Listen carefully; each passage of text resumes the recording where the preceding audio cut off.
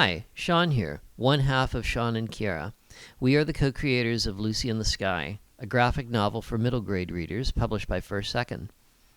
Our second graphic novel, Rhiannon, will be out in October of 2025. If you like the things we do, please consider supporting us by becoming a paying member of our Patreon site for $4 a month. And if you enjoy videos like this, hit the like and subscribe buttons, as it'll help us build this channel. Thank you, and enjoy the video. And during all this scene, we get a lot more exposition from Emir Ben Kalish. We find out more of what's been going on. We see that the situation with Araber turning against Emir Ben Kalish and joining Bab al-Ar came down to one of Abdullah's a situation that Abdullah instigated, where he demanded that Araber pilots in their planes put on some stunt show for him, doing loop-the-loops, which his father then demanded that they do. Then he also let slip that he threatened to expose a slave trading operation that they've been running in the Red Sea. And this has now led them to join league with Bab al-Ar to overthrow Emir Ben Kalish.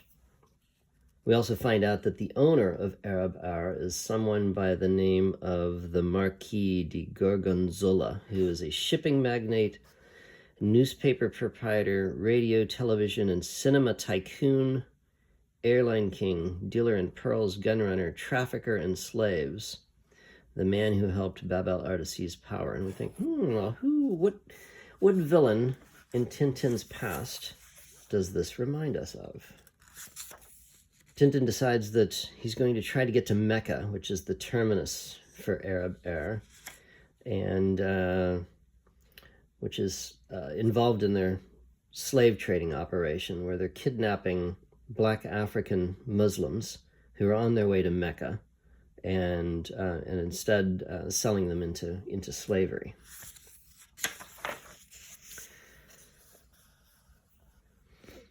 And so Emir Kalish helps them out. He gives them some guides to the coast, where they meet a ship, a sambuk, is this type of Arab vessel. And just as they're about ready to be met by a boat from the sambuk, a patrol comes upon them. But they manage to scare them away by shooting at them. So they're on the ship. Captain Haddock is still laughing about how easily the camel patrol was scared away by a few bullets. But Tintin reminds them that they'll make a report, in which case somebody else will come after them. Haddock says, well, what, are they going to send a squadron of battleships? He says, no, certainly, but over there, Captain, that's just what I feared. Some more mosquito fighters are on them.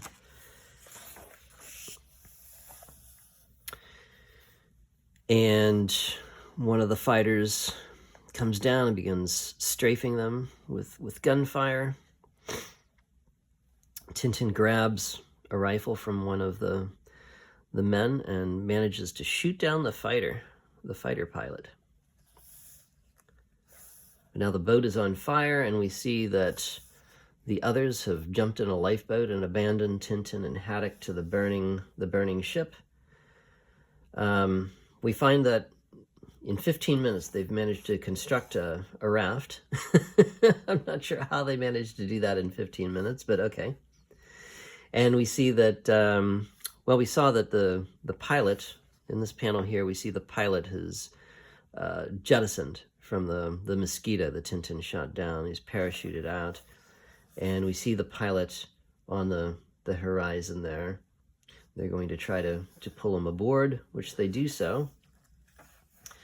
And here we have our new character, Piotr Skut, Estonian mercenary pilot who's been working for Bab al-Ar.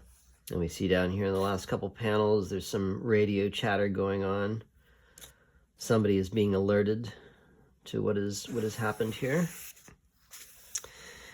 And then we switch to the private yacht of the Marquis de Gorgonzola, and here we find the Marquis in the midst of a fancy dress ball with his high-class guests.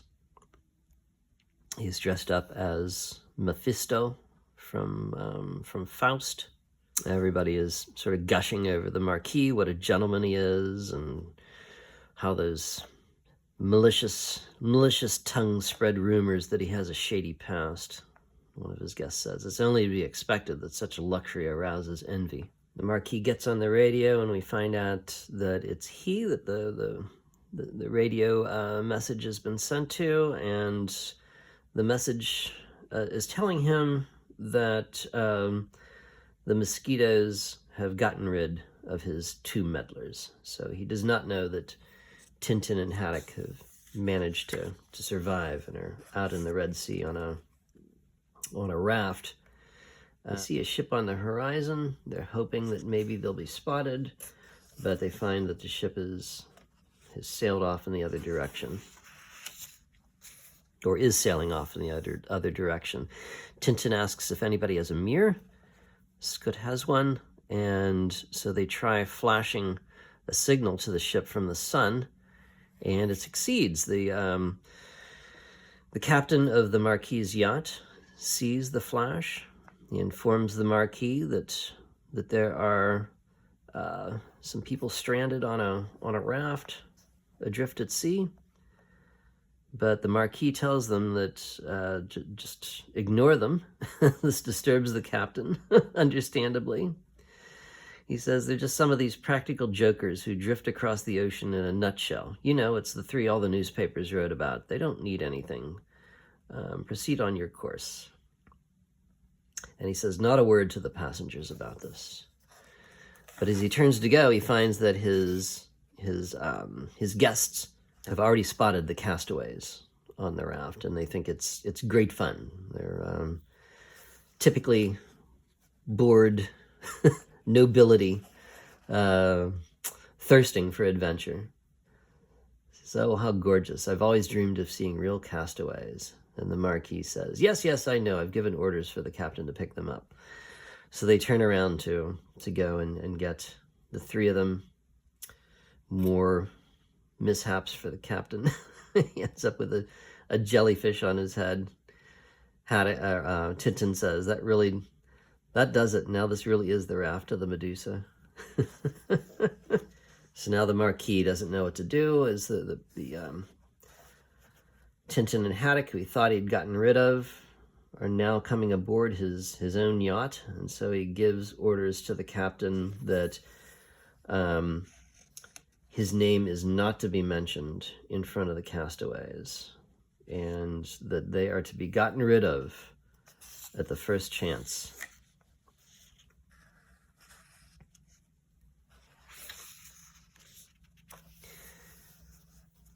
But we see that as Haddock and Tintin are brought up to the Marquis' yacht, one of his guests happens to be Bianca Castafiore, another returning character who Tintin and Haddock know. Haddock, I like this. He has his sailor's jersey on backwards. So it's a funny little detail that you wouldn't notice otherwise, but he's got the little anchor on the other way around. She comes up and greets them. And not only does she do that, but she greets them in the name of the Marquis de Gorgonzola, which is exactly what the Marquis didn't want to happen. Haddock and Tintin are ushered away before they have a chance to talk to her any further. The news is brought to the Marquis that Castafiore has revealed to them that they're on the Marquis de Gorgonzola's yacht. Tintin is now putting all these pieces together in his mind as they're eating. And the next day, they're awakened. They're being told that they're being transferred to a passing freighter, the Ramona, who is on their way to Mecca. And as they leave, we are revealed the Marquis de Gorgonzola is actually our old villain, Rastapopoulos, who we last saw in the Blue Lotus, and was there involved in a gigantic drug smuggling operation, the film tycoon Rastapopoulos. Aboard the Ramona, they're taken to their cabin, they're locked in, and then it is revealed who the captain of the Ramona is, another returning character, Alan, who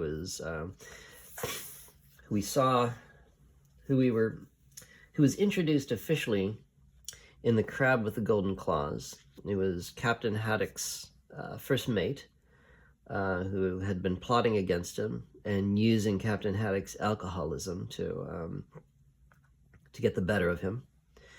And we now see that he's working for Rastapopoulos. And we got a little hint of that in Cigars of the Pharaoh. In the revision of that one, he was inserted into the redrawn version. He wasn't in the original black and white version, but he was inserted into that.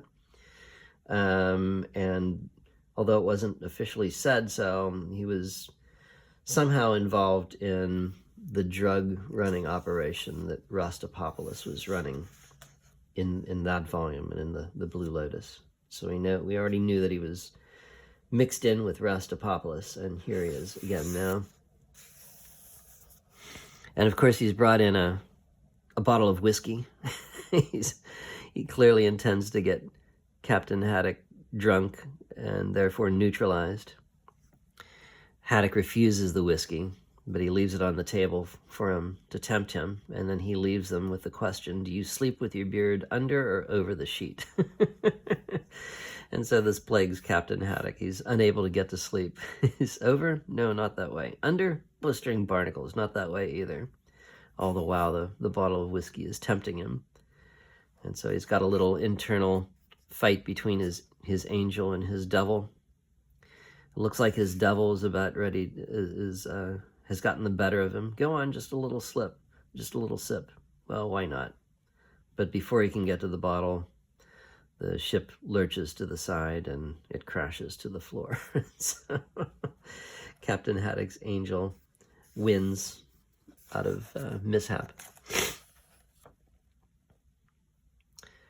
He's unable to get to sleep because of the beard thing. As he's finally able to start to drift off, he's awakened by a big commotion. It sounds like everybody on the ship is running into the lifeboats. So he hears that the engines have stopped. He jumps out of bed. They're locked in their cabin, though, so they use the sea chest to force open the door. And as they go out, they see that the ship has been set on fire and that Alan and his crew are fleeing in one of the lifeboats. As they run to try to find another lifeboat, they realize that there are people trapped in the hull of the ship who are yelling for them. They call down to see who is there, and we find out that the people in the hull are Africans who have been kidnapped on their way to Mecca, and are going to be sold into slavery once they get there. So Tintin and Haddock realize that they can't leave the ship to burn with all these men down in the hull, so they decide they're going to try to put out the fire. They get a couple hoses, but then a giant wave washes over the ship and puts the fire out for them. Alan and his men see that the fire's been put out, and they decide to head back. But before they can reach the ship, just as the sun is coming out, they see that Haddock and Tintin have managed to start up the engines and are now sailing away.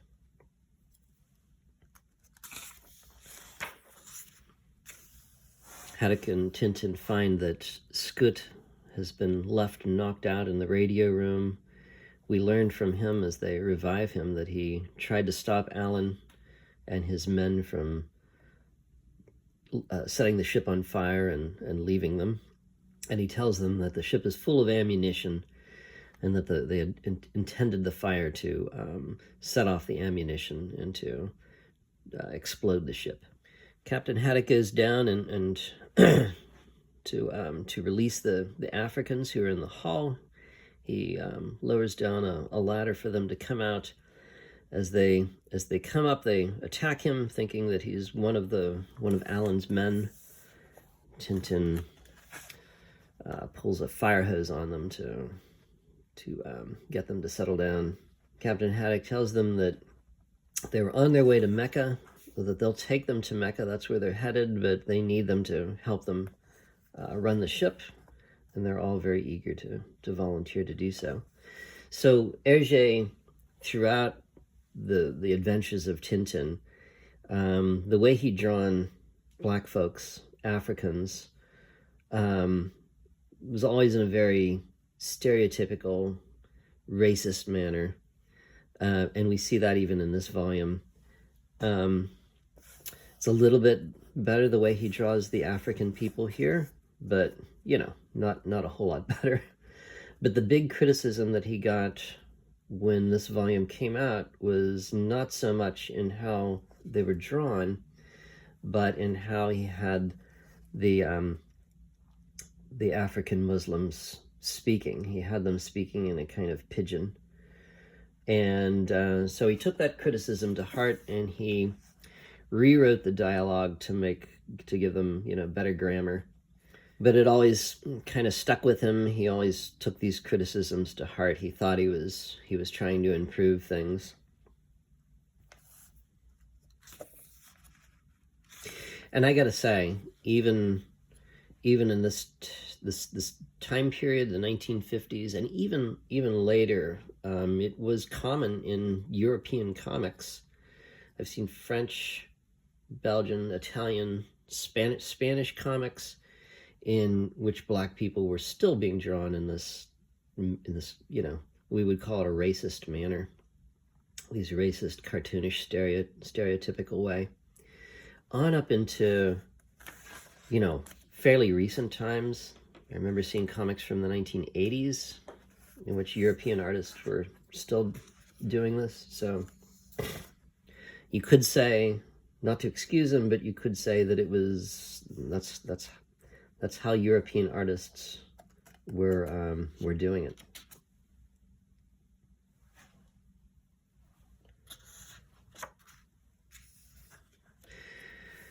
So they see another Sambuc is approaching the ship, and we find out that it is an Arab slave trader who has come aboard to inspect the human cargo on the Ramona.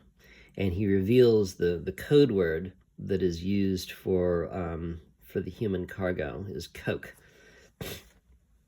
which is the title of the French language edition, Coke on board, or Coke in stock. And Haddock is outraged by this. He can't believe that people are still trafficking in human flesh, and he grabs a hold of the slave dealer, who pulls a knife on him and is saved by one of the African men. He sends him on his way. But of course now the slave dealers in Mecca will be alerted to this. Herge was inspired to write in this subplot dealing with the slave trade by an article that he read, which revealed a clandestine slave trading operation that was going on in the Arab world, doing something like this, in which black African Muslims were being kidnapped and sold into slavery.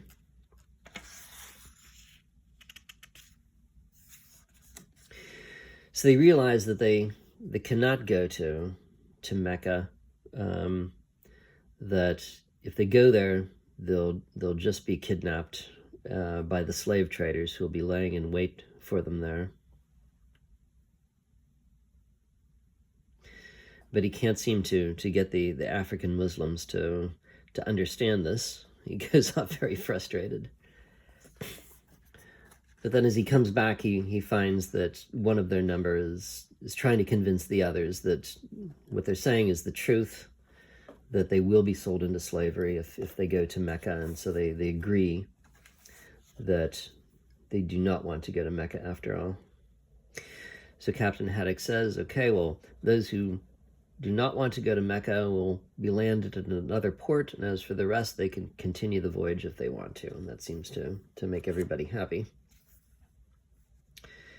And then we come upon our last big danger. We see that Rastapopoulos is now radioing out to a seaplane. Now here we have another yellow, well, it's not a seaplane, I guess.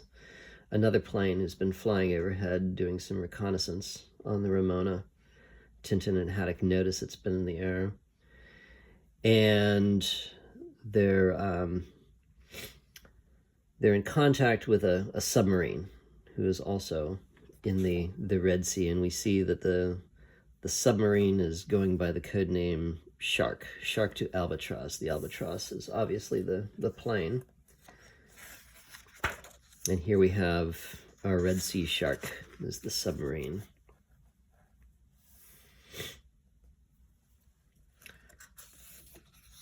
As Tintin and Captain Haddock are looking through the binoculars at the flying fish, Tintin happens to spot the periscope of the submarine, which now sets them off into battle stations. They know that they're going to be torpedoed if they don't do something. The captain of the submarine is clearly looks very German. I think is intentionally meant to evoke some sort of Nazi character. As his name is Kurt, as well, as we learn in a later panel. And so we have a sequence here where they try to fire torpedoes at the Ramona, but Captain Haddock and Scoot are manage to steer clear of them each time. At one point, by mistake, the handle on the telegraph, I think these things are called, breaks off and is stuck in reverse. So just as the torpedo is heading in their direction, the Ramona then gets stuck in reverse and manages to avoid the torpedo by mistake. But now, as they're about ready to send another torpedo in their direction, they're saved at the last minute by airplanes from a nearby U.S. battleship that has received their distress calls, and the fighters drop depth charges. These U.S. Navy seaplanes drop depth charges to bring the submarine up.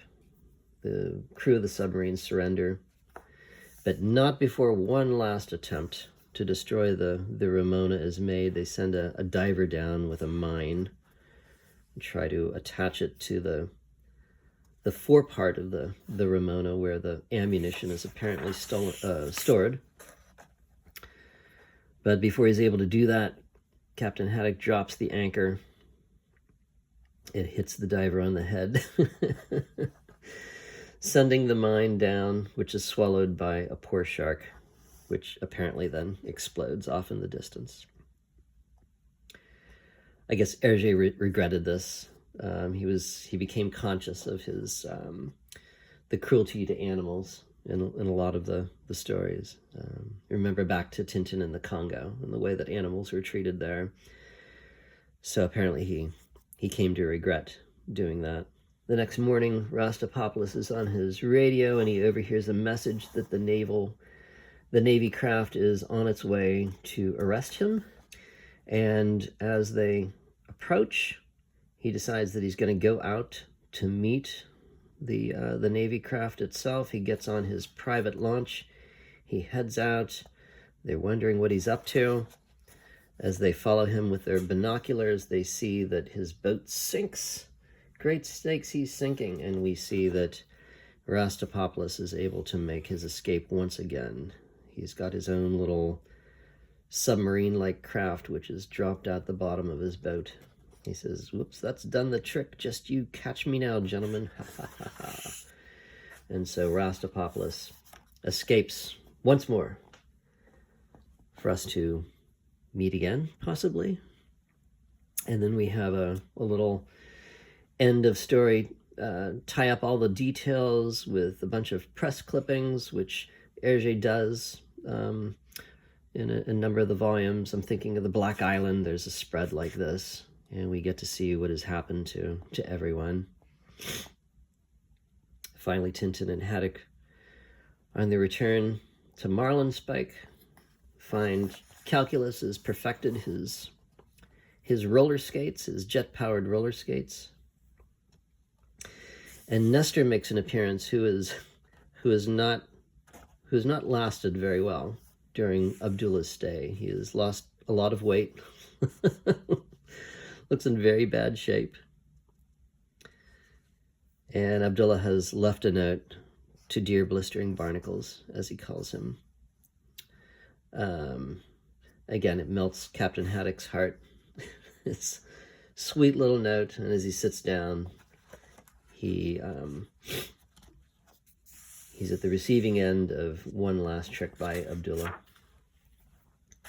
And as if that isn't enough for Captain to finish the story, we find that Julian Wag, our last returning character, makes an appearance now. He's decided that he's the president of the Vagabond Car Club, and he's decided to organize a rally at Marlinspike. He leads them out to the front lawn to see all his car club members have now gathered on the front lawn. It's a wonderful big panel here. Another one of those panels where you can just look at everything that's going on. I love this. The stairway to the front stairway to Marlinspike Hall is being crushed by one of the cars backing up. I like this little vehicle here. There's Thompson and Thompson pushing up their Citroen 2CV, which we saw, I think, in the last volume. They were driving in one of those. Lots of little details you can look at here.